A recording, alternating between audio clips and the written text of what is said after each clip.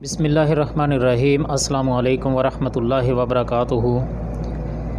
آئیے قرآن پڑھیں کے سلسلے میں آج ہم سورہ بقرہ کی آیت نمبر 183 سے 196 تک کا ترجمہ اور تفسیر پڑھیں گے۔ اعوذ باللہ من الشیطان الرجیم، بسم اللہ الرحمن الرحیم۔ یا ایھا الذین آمنوا کتب علیکم الصیام کما کتب علی الذین من قبلکم لعلکم تتقون۔ اے ایمان والو، تم پر روزے رکھنا فرض کیا گیا جس طرح تم سے پہلے لوگوں پر فرض کیے گئے تھے تاکہ تم تقوی اختیار کرو۔ صیام و صوم روزہ کا مصدر ہے جس کے شرعی معنی ہیں صبح صادق سے لے کر غروب آفتاب تک کھانے پینے اور بیوی سے ہم بستری کرنے سے اللہ کی رضا کے لیے رکے رہنا۔ یہ عبادت چونکہ نفس کی طہارت اور تزکیہ کے لیے بہت عام ہے، اس لیے اسے تم سے پہلی امتوں پر بھی فرض کیا گیا تھا۔ اس کا سب سے بڑا مقصد تقوی کا حصول ہے، اور تقوی انسان کے اخلاق و کردار کے سنوارنے میں بنیادی کردار ادا کرتا ہے۔ ایاما معدودات فمن کان منکم مریضا او علی سفر فعدۃ من ایام اخر وعلی الذین یطیقونہ فدیۃ طعام مسکین فمن تطوع خیرا فہو خیر لہ وان تصوموا خیر لکم ان کنتم تعلمون۔ گنتی کے چند دن ہیں، لیکن تم میں سے جو شخص بیمار ہو یا سفر میں ہو تو وہ اور دنوں میں گنتی پوری کر لے، اور اس کی طاقت رکھنے والے فدیے میں ایک مسکین کو کھانا دیں۔ پھر جو شخص نیکی میں سبقت کرے وہ اس کے لیے بہتر ہے، لیکن تمہارے حق میں بہتر کام روزے رکھنا ہی ہے اگر تم باعلم ہو۔ یہ بیمار اور مسافر کو رخصت دے دی گئی ہے کہ بیماری یا سفر کی وجہ سے رمضان المبارک میں جتنے روزے نہ رکھ سکے ہوں وہ بعد میں رکھ کر گنتی پوری کر لیں۔ یطیقونہ کا ترجمہ یتشونہ نہایت مشقت سے روزہ رکھ سکیں کیا گیا ہے، یعنی جو شخص بڑھاپے میں بیماری کی وجہ سے جسے شفا یابی کی امید نہ ہو روزہ رکھنے میں مشقت محسوس کرے وہ ایک مسکین کو کھانا بطور فدیہ دے دے۔ لیکن زیادہ تر مفسرین نے اس کا ترجمہ طاقت ہی کیا ہے، جس کا مطلب یہ ہے کہ ابتدائی اسلام میں روزے کی عادت نہ ہونے کی وجہ سے طاقت رکھنے والوں کو بھی رخصت دے دی گئی تھی کہ اگر وہ روزہ نہ رکھیں تو اس کے بدلے میں ایک مسکین کو کھانا دیا کریں، لیکن بعد میں فمن شاہد منکم الشہر فلیصمہ کے ذریعے سے منسوخ کر کے ہر صاحب طاقت کے لیے روزہ فرض کر دیا گیا ہے۔ تاہم زیادہ بوڑھے دائمی مریض کے لیے اب بھی یہ حکم ہے کہ وہ فدیے دے دیں۔ دودھ پلانے والی عورتیں اگر مشقت محسوس کریں تو وہ مریض کے حکم میں ہوں گی، یعنی وہ روزہ نہ رکھیں، بعد میں روزے کی قضا دینی پڑے گی۔ جو خوشی سے ایک مسکین کے بجائے 2 یا 3 مسکینوں کو کھانا کھلا دے تو اس کے لیے زیادہ بہتر ہے۔ شہر رمضان الذی انزل فیہ القرآن ھدی للناس وبینات من الھدی والفرقان فمن شہد منکم الشہر فلیصمہ ومن کان مریضا او علی سفر فعدۃ من ایام اخر یرید اللہ بکم الیسر ولا یرید بکم العسر وَلِتُكْمِلُوا الْعِدَّةَ وَلِتُكَبِّرُوا اللَّهَ عَلَى مَا هَدَاكُمْ وَلَعَلَّكُمْ تَشْكُرُونَ۔ ماہ رمضان وہ ہے جس میں قرآن اتارا گیا جو لوگوں کو ہدایت کرنے والا ہے، اور جس میں ہدایت کی حق و باطل کی تمیز کی نشانیاں ہیں۔ تم میں سے جو شخص اس مہینوں کو پائے اور روزہ رکھنا چاہے، ہاں جو بیمار ہو یا مسافر ہو، اسے دوسرے دنوں میں گنتی پوری کرنی چاہیے۔ اللہ تعالیٰ کا ارادہ تمہارے ساتھ آسانی کا ہے، سختی کا نہیں ہے۔ وہ چاہتا ہے کہ تم گنتی پوری کر لو اور اللہ تعالیٰ کی دی ہوئی ہدایت پر اس طرح کی بڑائیاں بیان کرو اور اس کا شکر ادا کرتے رہو۔ رمضان میں نزول قرآن کا یہ مطلب نہیں کہ مکمل قرآن کسی ایک رمضان میں نازل ہو گیا، بلکہ یہ ہے کہ رمضان کی شب قدر میں لوح محفوظ سے آسمان دنیا پر اتار دیا گیا اور وہاں سے حسب حالات 2 سالوں تک اترتا رہا۔ ابن کثیر رحمۃ اللہ علیہ۔ اس لیے یہ کہنا قرآن رمضان میں یا لیلۃ القدر مبارکہ میں اترا یہ سب صحیح ہے، کیونکہ لوح محفوظ سے تو رمضان میں ہی اترا ہے، اور لیلۃ القدر اور لیلۃ المبارکہ یہ ایک ہی رات ہے، یعنی قدر کی رات جو رمضان میں ہی آتی ہے۔ یعنی بعد کے نزدیک اس کا مفہوم یہ ہے کہ رمضان میں نزول قرآن کا آغاز ہوا اور وہی جو غار حرا میں آئی وہ رمضان میں آئی، اس اعتبار سے قرآن مجید اور رمضان المبارک کا آپس میں نہایت گہرا تعلق ہے۔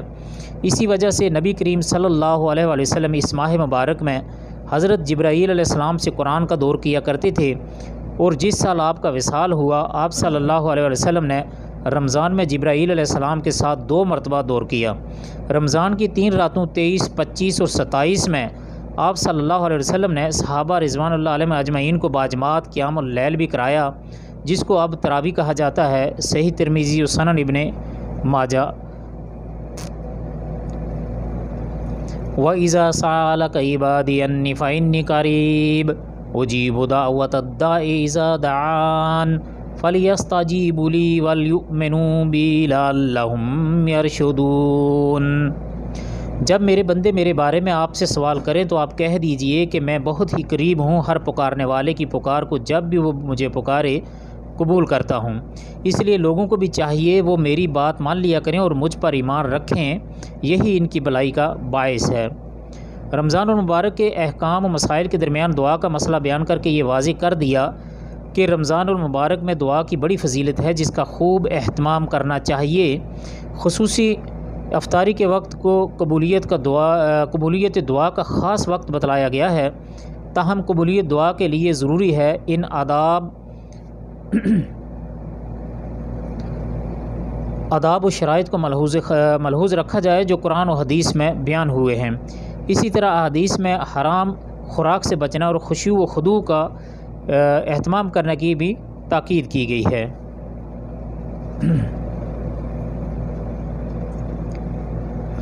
احل لکم لیلۃ الصیام الرفث الی نسائکم ہن لباس لکم وانتم لباس لہن علم اللہ انکم کنتم تختنون انفسکم فتاب علیکم وعفا عنکم فالآن باشروہن وابتغوا ما کتب اللہ لکم وَكُلُوا وَاشْرَبُوا حَتَّى يَتَبَيَّنَ لَكُمُ الْخَيْطُ الْأَبْيَضُ مِنَ الْخَيْطِ الْأَسْوَدِ مِنَ الْفَجْرِ ثُمَّ أَتِمُّوا الصِّيَامَ إِلَى اللَّيْلِ وَلَا تُبَاشِرُوهُنَّ وَأَنْتُمْ عَاكِفُونَ فِي الْمَسَاجِدِ تِلْكَ حُدُودُ اللَّهِ فَلَا تَقْرَبُوهَا كَذَلِكَ يُبَيِّنُ اللَّهُ آيَاتِهِ لِلنَّاسِ لَعَلَّهُمْ يَتَّقُونَ۔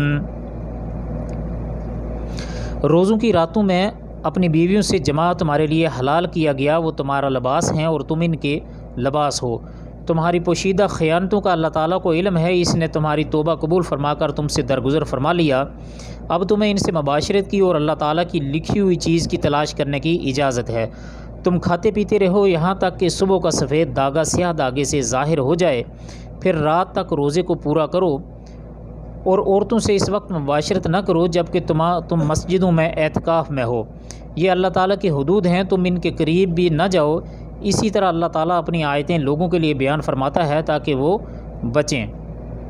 ابتدائی اسلام میں ایک حکم یہ تھا کہ روزہ افطار کرنے کے بعد عشاء کی نماز یا سونے تک کھانے پینے اور بیوی سے مباشرت کرنے کی اجازت تھی۔ سونے کے بعد ان میں سے کوئی کام نہیں کیا جا سکتا تھا۔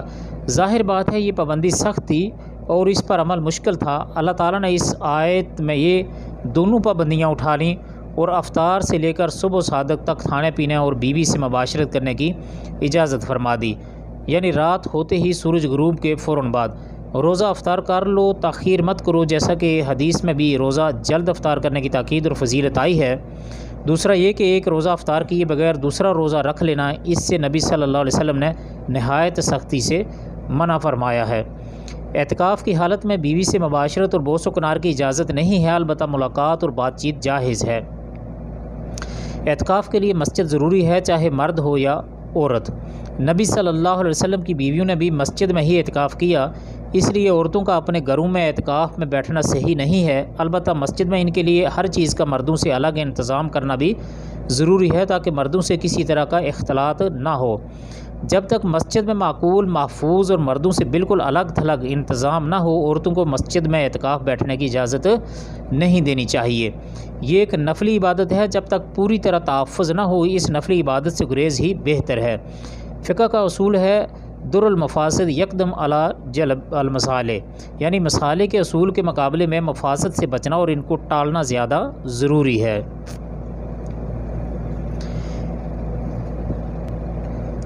ولا تأكلوا أموالكم بينكم بالباطل وتدلوا بها إلى الحكام لتأكلوا فريقا من أموال الناس بالإثم وأنتم تعلمون۔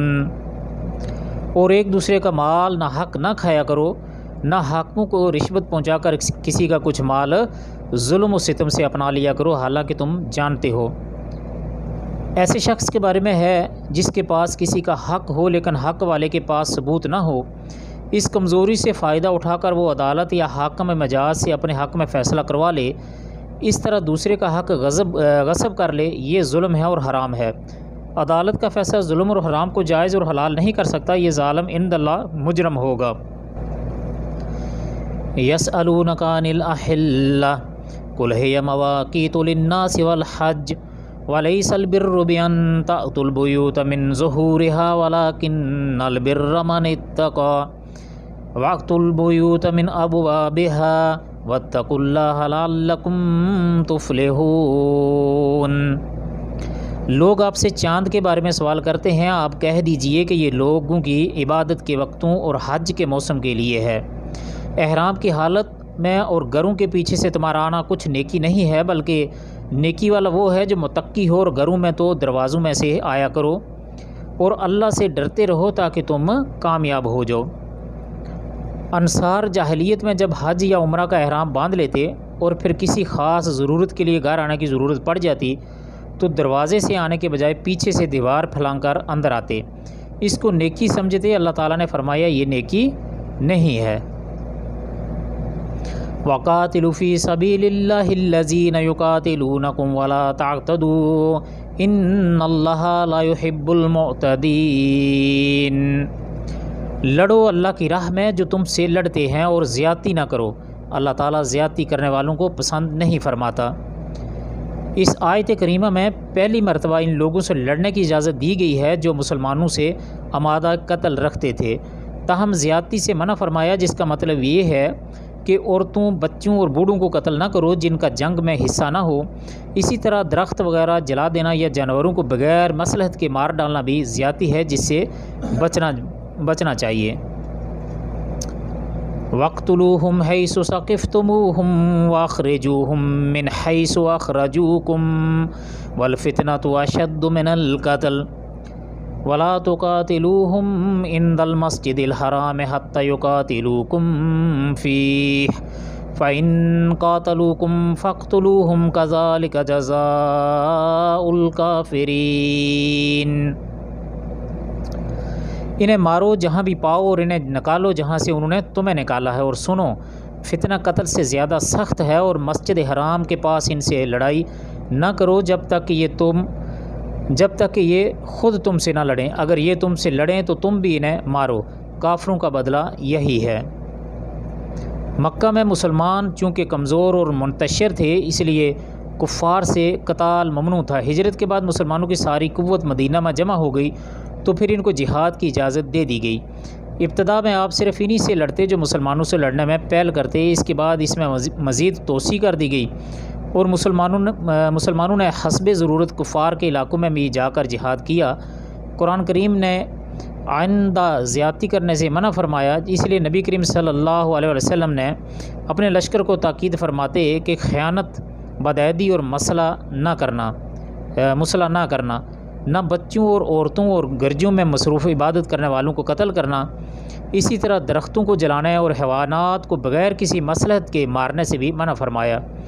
ابن کثیر رحمۃ اللہ علیہ، جس طرح کفار نے تمہیں مکہ سے نکالا تھا اسی طرح تم بھی ان کو مکہ سے نکال باہر کرو۔ چنانچہ فتح مکہ کے بعد جو لوگ مسلمان نہیں ہوئے انہیں مدت معاہدہ ختم ہونے کے بعد وہاں سے نکل جانے کا حکم دیا گیا۔ فتنہ سے مراد کفر و شرک ہے، یہ قتل سے بھی زیادہ سخت ہے، اس لیے اس کو ختم کرنے کے لیے جہاد سے گریز نہیں کرنا چاہیے۔ حدود حرم میں قتال منع ہے، لیکن اگر کفار اس کی حرمت کو ملحوظ نہ رکھیں اور تم سے لڑیں تو تمہیں بھی ان سے لڑنے کی اجازت ہے۔ فَإِنِ انْتَهُوا فَإِنَّ اللَّهَ غَفُورٌ رَحِيمٌ، اگر یہ باز آ جائیں تو اللہ تعالیٰ بخشنے والا مہربان ہے۔